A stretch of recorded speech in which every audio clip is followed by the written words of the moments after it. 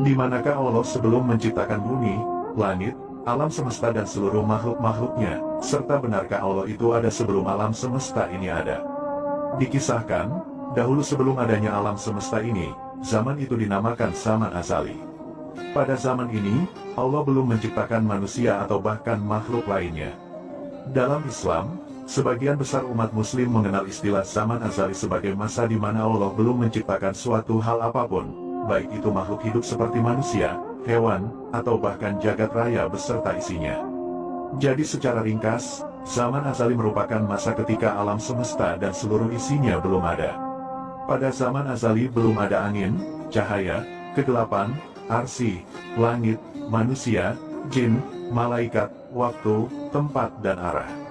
Maka hal ini berarti, bahwa Allah itu ada sebelum terciptanya tempat dan arah. Maka, Allah tidak membutuhkan kepada keduanya dan ia tidak berubah dari semula, yakni tetap ada tanpa tempat dan arah.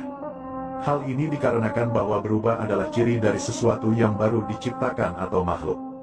Allah itu sang kholik atau pencipta. Jika Allah itu diciptakan, maka beliau adalah makhluk dan bukan Tuhan. Maka dari itu, Allah itu adalah sang pencipta, dan bukan diciptakan.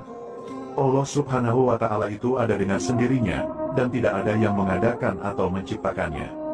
Allah subhanahu wa ta'ala menciptakan alam semesta ini karena kehendak sendiri, berdiri sendiri, dan tanpa minta pertolongan siapapun.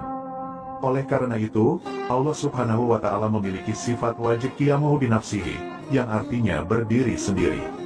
Dahulu di zaman azali ini, Allah juga menetapkan segala ketentuan bagi manusia berupa kodo atau keputusan-keputusan Allah terhadap segala sesuatu.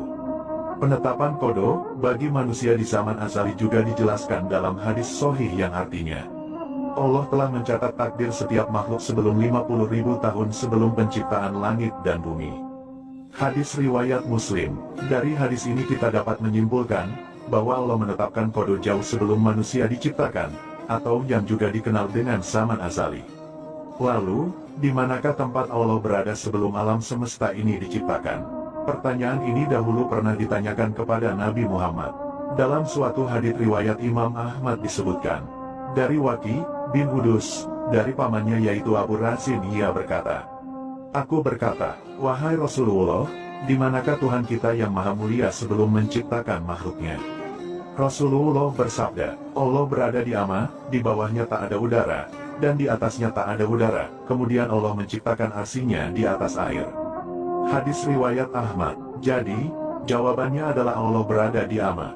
Tetapi, dari jawaban itu timbul pertanyaan lagi, apa ama itu? Imam Al-Hafiz Ali Al-Qori dalam kitab Mirqatul Mafati menjelaskan, bahwa maksud kata ama, di atas adalah sesuatu yang tak bisa diterima oleh imajinasi dan tak bisa digapai oleh akal dan pemahaman. Nabi menunjukkan ketiadaan tempat dengan sesuatu yang tak bisa dimengerti dan diimajinasikan. Dan, juga menunjukkan ketiadaan sesuatu yang memuatnya atau udara yang melingkupinya. Istilah ini secara mutlak dimaksudkan pada suatu kekosongan murni yang merupakan istilah bagi ketiadaan jisim atau materi. Dengan ini dapat dipahami, bahwa Nabi Muhammad hendak menunjukkan bahwa Allah itu tidak bertempat dimanapun sebab saat itu yang ada hanyalah Allah sendiri. Rasulullah bersabda, Allah telah ada dan saat itu tidak ada apapun selain Allah. Hadis riwayat Bukhari.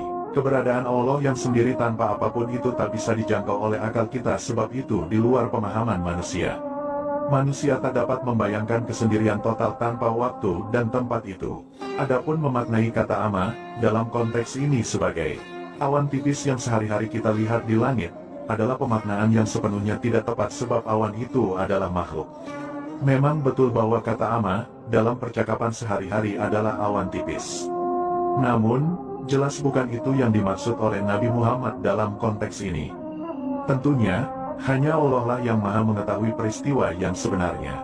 Imam Syafi'i menjelaskan, bahwa tiada tempat bagi zat Allah.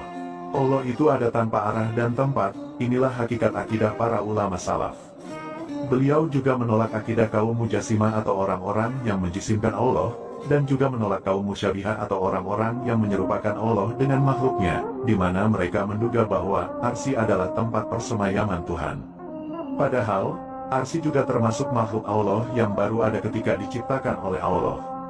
Lagi pula, sifat-sifat kesempurnaan Allah telah ada sebelum adanya arsy dan segala makhluk lainnya. Allah menciptakan makhluknya atau tidak, ketuhanannya sudah meniscayakan adanya kesempurnaan, karena kalau tidak sempurna, tidak mungkin kita meyakini Allah itu sebagai Tuhan kita. Artinya, kesempurnaan Tuhan itu bukan sesuatu yang datang dari luar, sehingga Tuhan baru dikatakan sempurna kalau alam ada dengan adanya Tuhan. Alam semesta ada atau tidak ada, Allah tetap sempurna dengan seluruh kesempurnaan sifat yang dimilikinya. Di antara kesempurnaannya, Allah tidak berada dalam waktu dan tidak terikat dengan ikatan waktu. Hal ini karena beliau tidak berwaktu. Wallahu a'lamu bishawab.